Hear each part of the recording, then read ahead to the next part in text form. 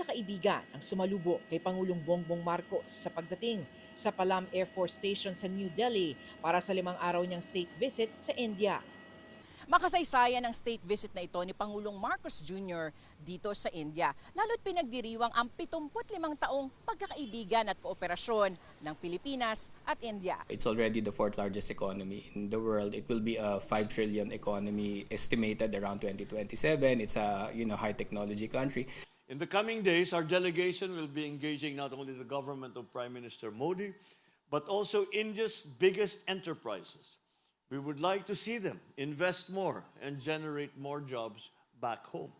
Inanunsyo rin ng Pangulo na magkakaroon na ng direct flights ang India at Pilipinas at visa-free na ang mga bibisitang Indian nationals. Binigyang pugay rin ng Pangulo ang Filipino community sa India, tulad na lang ng mga OFW na mga profesional at mga Pinay na nakapangasawa ng mga Indian.